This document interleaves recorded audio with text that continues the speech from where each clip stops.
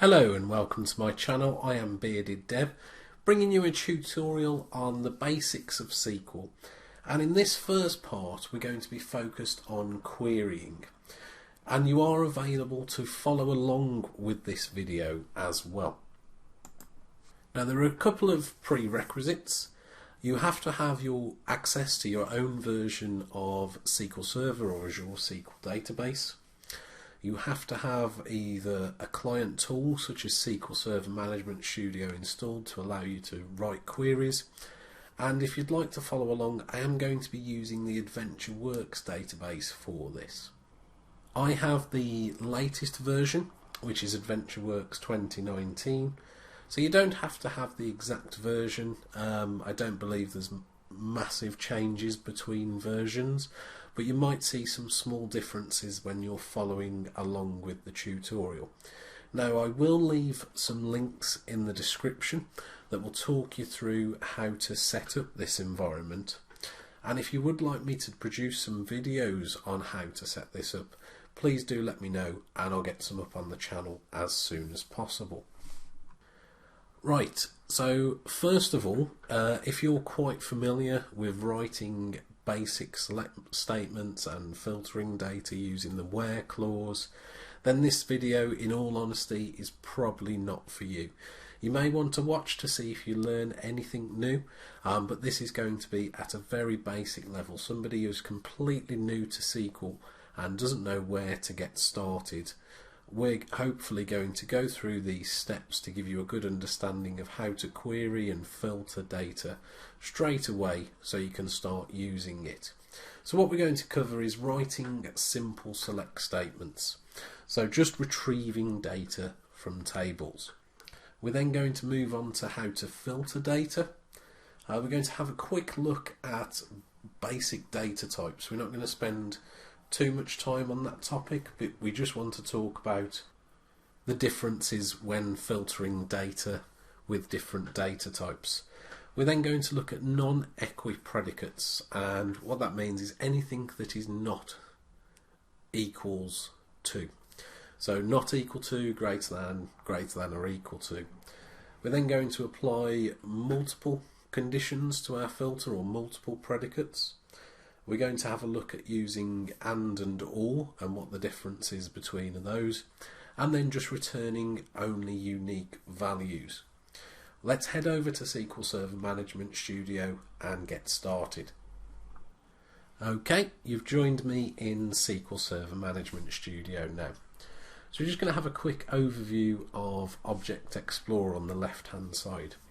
So tables, views, functions, stored procedures, they're all objects within the database, tables being the main object that we tend to interact with. So we have Object Explorer. We can click on the plus next to our databases. I have a few databases installed here, and I'm going to open up AdventureWorks 2019. I can see there are different things: tables, views, programmability, query store. So in particular I want to have a look at the tables. So this is going to list all of the tables that I have within my database, or the AdventureWorks database, as I don't own it. An Object Explorer is very useful for looking at the table level.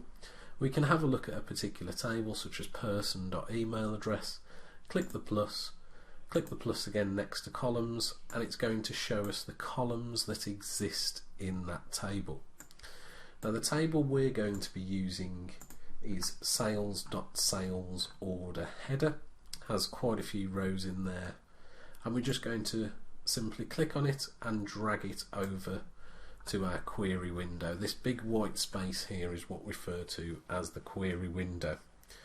Now you'll just need to check on this drop down here on available databases that you are linked to the correct database.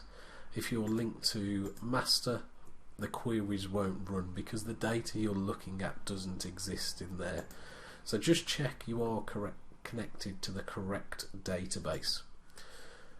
So we now have our table name, sales.sales order header, and it's worth mentioning we can see that these are wrapped within square brackets. Don't worry that it's got a red squiggly line under it at the moment. It just means SQL Server Management Studio doesn't understand what we're trying to do at the moment, but that's absolutely fine.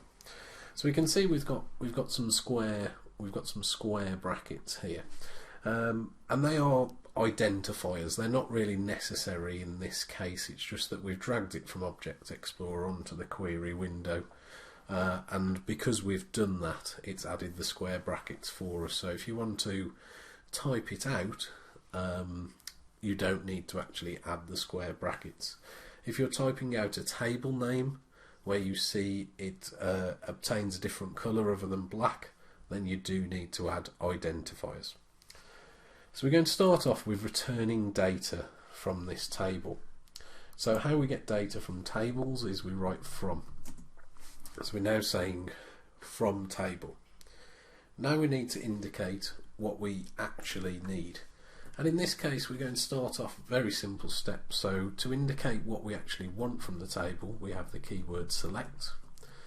And you'll see there, as I mentioned, any keywords are highlighted in a different colour.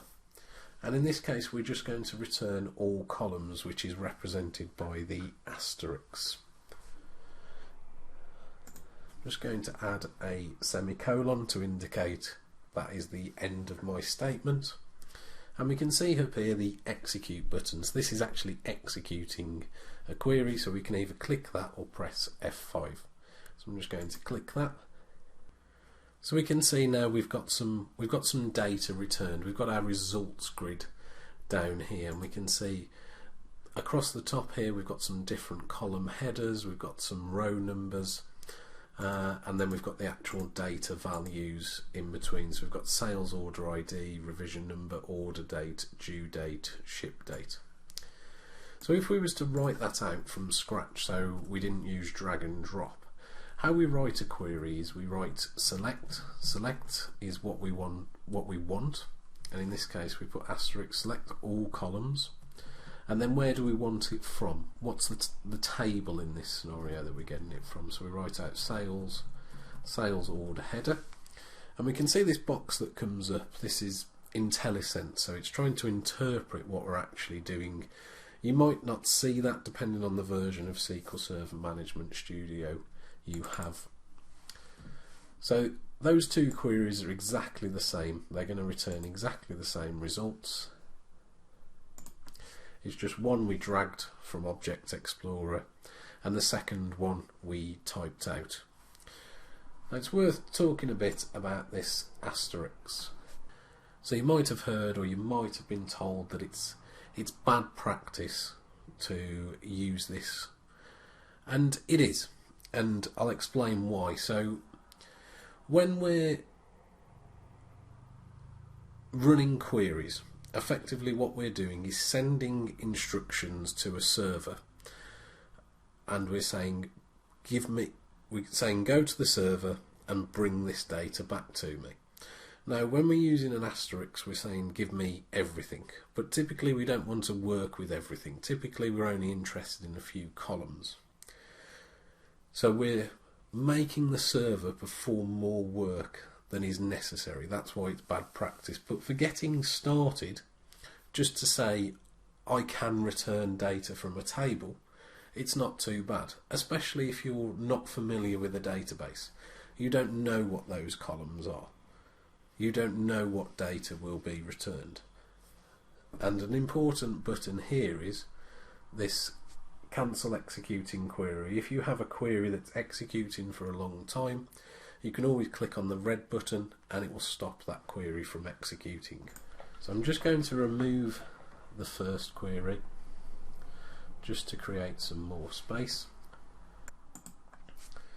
So we've been able now to achieve our first goal, our first query of just retrieving data from a table. So if using an asterisk is bad practice, returning all columns, what should we do? So we need to indicate the column names that we actually want to return, and we write that within the select clause. So we're going to ask for sales order ID,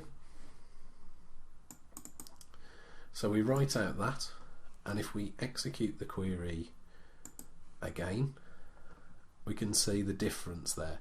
So instead of returning everything, it's just returned the specific column that we asked for. Now we do have again the option of opening up our columns and dragging them on. We just need a comma to separate them, and we can execute that, and we've got that there. But I'm not actually interested in revision number, and I like to type things out because it kind of gets the column names in my head. It kind of gets me more familiar with the database. We can also add column names and the asterisk, so you need to separate them by a comma. And if we highlight this and execute it, we can see we'll get sales order ID twice here.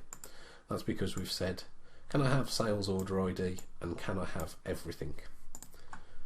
And you might need to do this. I do this when I'm building queries. It's not bad as long as it's not used in production. So as long as you're not saving views with select all columns or creating store procedures with select all columns, then it's fine to get started with. Don't worry about it too much. But if you can write out the column names, then yes, that's best practice. So I'm going to write, I'm going to also select order date.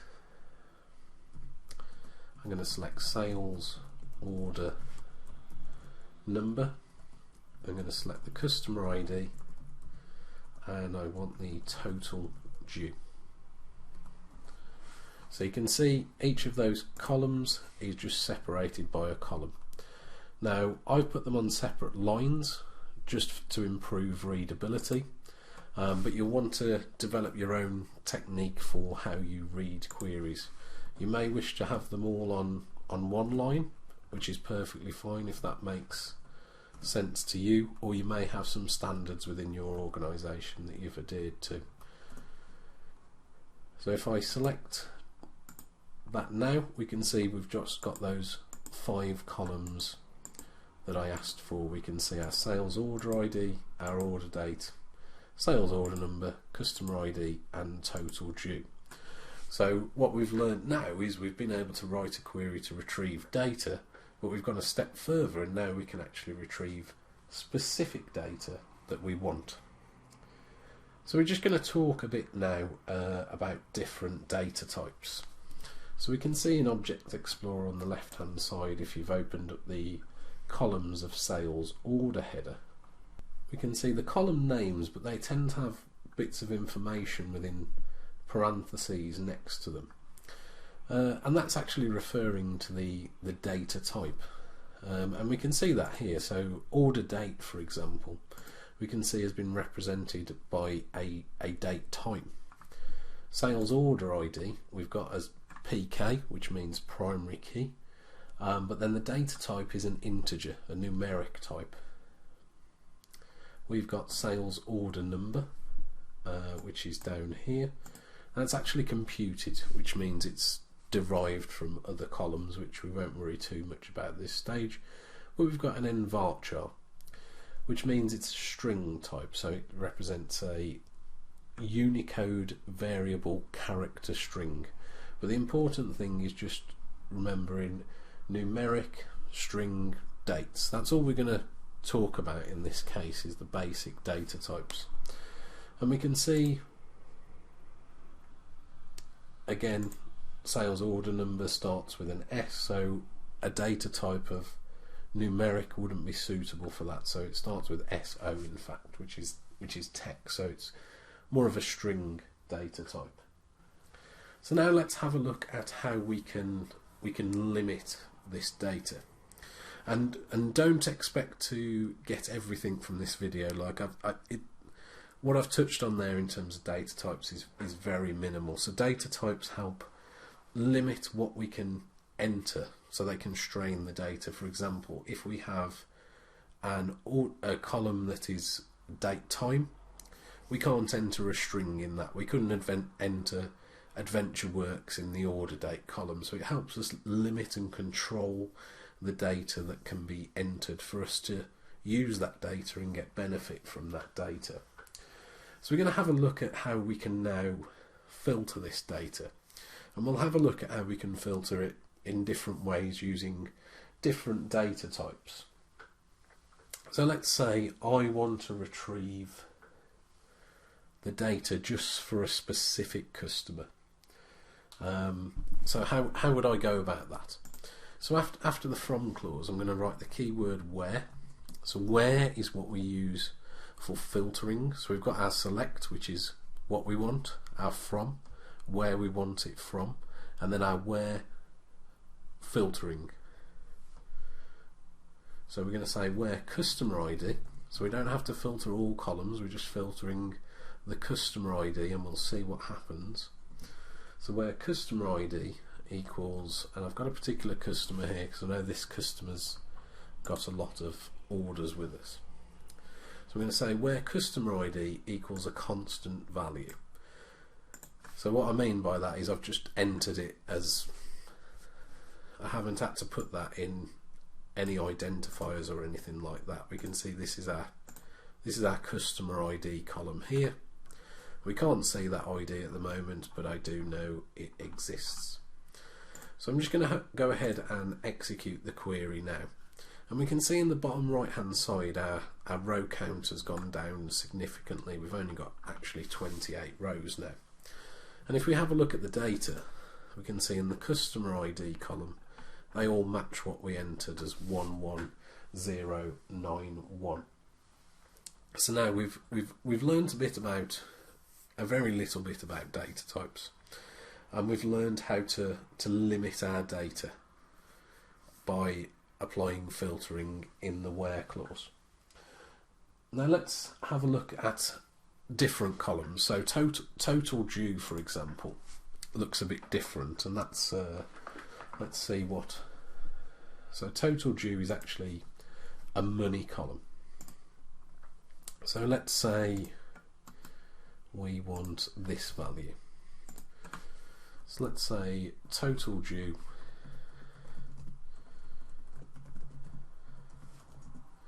equals, and you are fine to just click on the results grid and click copy, and you can paste those values. So again, we've applied a filtering now, so we're selecting the same columns from the same table, but we've got a different filter now. And again, it's a numeric filter, so it's entered exactly as it looks. And we can see we've lost our customer ID. It's no longer all the same customer ID of 11091. And that's because we're no longer applying that in the filtering. We've changed our where clause. We're just looking at the total due, and we can have a look through that to see our total due is exactly the same. So we have an integer column here, which is an exact numeric number. We have money or decimal or numeric here. I mean, it actually is money, but decimal or numeric would look the same, so that's sort of exactly the same process. So how would we go about looking at maybe a particular order date? So we've got a date here. Can we just simply copy that and paste it here? And we change this to order date. Okay, let's go ahead and execute that. And we can see we've now got an incorrect syntax error. And this is where the different data types and filtering comes in. So because we haven't identified this in any way, SQL Server will be thinking we're looking for a numeric value here. But we're not, we're actually looking for a date. Now to keep things simple, I'm just going to remove the time. And we'll talk about how we can enter dates in a universal format. So how I like to enter dates is we have to put in a sort of hyphen, if you like, or sort of a half speech mark, and then we have an 8-digit number, and the first 4 digits represent the year, the 5th and 6th digits represent the month, and the 7th and 8th digits represent the day.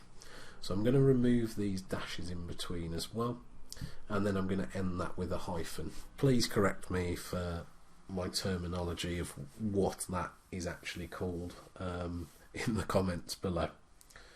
So that's our standard format for order date, and this is universal. Now, depending on sort of your language settings of your operating system on your computer, depends on how dates work.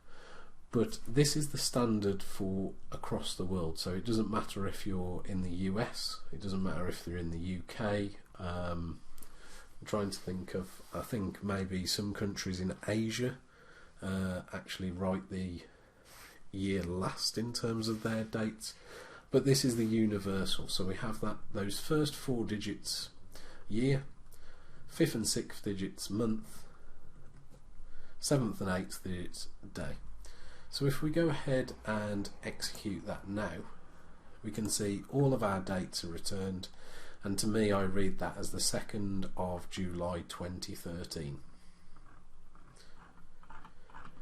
Now let's have a look at sales order number. So we know this is actually a character string. So how would we go about applying filtering on that? So now we're looking at filtering the sales order number column. So we know how to, we've had a quick look at how to filter on dates, and as I mentioned, I am moving quite fast through this. You'll want to practice that yourself. So now how do we filter on sales order number?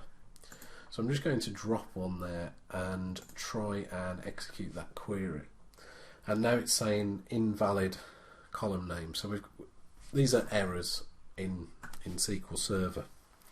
And again, it's because we haven't identified that, so it's actually thinking, because it begins with an S, it's actually thinking you're trying to give me a column name here. But we're not, we're trying to give it a value that exists in our data. So again, we have to wrap that within hyphens or single speech marks. And if we execute that query, we can see we get 1 row returned. And sales order number, I think, is a, well, yes, it's a unique identifier, so we will only typically get 1 row returned. So that's how we'd typically search for a string as well within those speech marks. So if it's a number, just as it is, and then if it's a date, it has to be in that, it doesn't have to be in that certain format, but that's the general available. There are other ways to write it, but I just prefer that way because it's standard across everywhere. And then if it's text, it has to be within hyphens or single speech marks. So now we've been able to filter our data, but beyond that we've been able to filter our data based on different data types. So now let's have a look at using something other than equals. Let's have a look at using greater than, less than, or not equal to. So we started off with our customer ID. So let's revisit our customer ID of 11091. So we know here this is going to return data for our customer ID of 11091. Now what if we wanted to return data for every customer but that customer? How would we go about that? Well, we need to change our equals because we're not looking for an equal match. And we need to change this to not equals. And how we write that in SQL Server is less than, greater than. And if we go ahead and execute that, we will now have a row for every customer but that customer. You can also sometimes see not equals written as exclamation mark equals sign. And you can write that will work. I'll show you that now.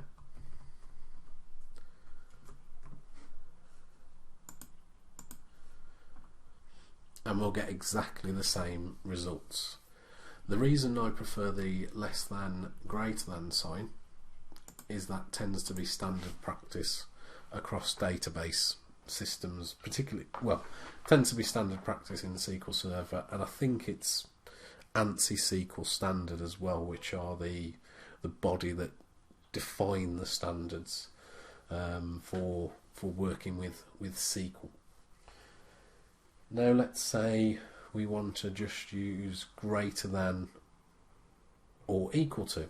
So total due could be a good column. Let's start applying this to maybe real world queries that we're going to write. So if we said total due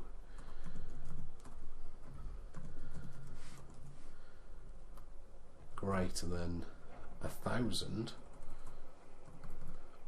let's change that to greater than or equal to.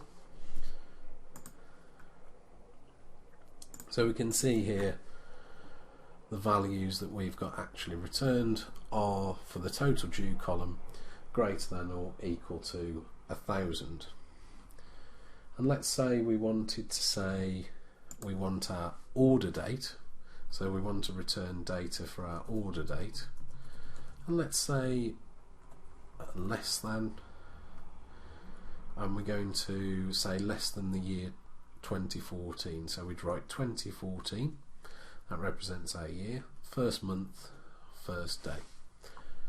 Execute the query, and then we can see we've got here, if you scroll right down to the bottom, not necessarily in order, but the maximum date we should see in there is the 31st of December 2013, because we're saying less than. Okay, so we've been able to use non-equi predicates there, such as not equal to, greater than, less than. And if we move swiftly on to the next step is how do we combine multiple predicates? So to make it simple, I'm going to keep going back to this customer ID.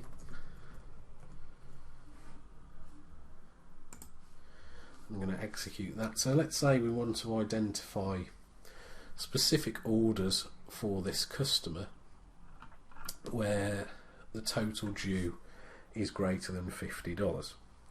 So we couldn't just filter on total due because that would include other customers, and we can't just include customer ID because that will give us all total due amounts. So we have to now combine the filtering, and how we do that is we write and. So again we can see that's gone to grey, so it's recognised it as a keyword, which is good. And we say and total due greater than 50. Execute the query, and we can see all the customer IDs and only the rows where the total due is greater than 50. So we've now been able to combine multiple predicates, and we can even go a step further. We can keep filtering our data as much as we want. So how about if we was to write and order date less than the 1st of the 1st 2014. So again we've filtered our result set even further. Let's just remove order date, for example. We'll go back to the customer ID and total amount. Total due is greater than 50. So instead of and, we also have another option, which is or. So if we change and to or, now have a little think about what we're asking the SQL Server to perform for us here. So we're saying go to the sales order header table. I want to retrieve these columns, but I want to filter them where the customer ID equals this or the total due is greater than 50. So we would expect to see different customer IDs where the total due is greater than 50, or rows where the customer ID is 11091 and is less than 50. So when we use the word or, remember our conditions only have to meet one of these predicates. They only have to meet one. So if I execute that, we can see we've got 8 rows here for both. If I execute it, I imagine we'll have a significant amount. So we can have a look at the first row. You can see the total due is greater than 50, total due greater than 50, total due greater than 50. And that's what the majority of the results will look like, but then there could be some that are less than 50 where the customer ID matches what we've said.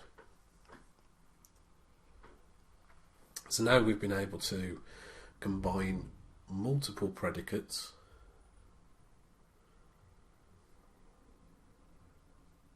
and see the difference between and or.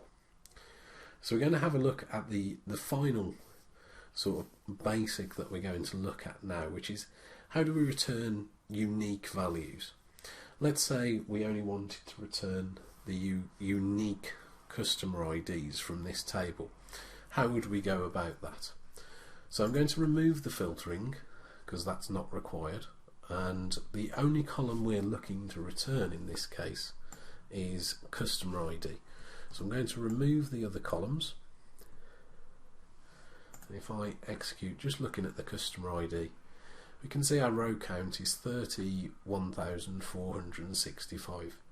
But we can see from the first three rows straight away we've got duplicates in there. We have, because this is showing the sales per customer, we're likely to have multiple sales per customer. So how can I return just the unique customer IDs? And that is where the word distinct comes in. So I'm going to write select distinct. So now what I'm saying is go to the table, sales.sales order header, and return me only the unique customer IDs. And we'll run this now and we'll see what impact that has on the row number. Okay, so we've executed that, and we can see now the row number, the row count has dropped down to 19,000. So we've then achieved our last point of just retrieving the unique customer IDs. Now I know that was a very fast video, but hopefully that's given you an introduction of how to start with SQL. It's given you the ability to ask more questions, as in what's next, what else can I do with the data, but just a good foundation of how to get started writing your own queries. Now if you have got AdventureWorks, there's lots of other tables in there, so start exploring, start writing queries against other tables. And as I said, this is going to be a short series that I'm doing, so there will be other videos coming up soon that are related to this video as well.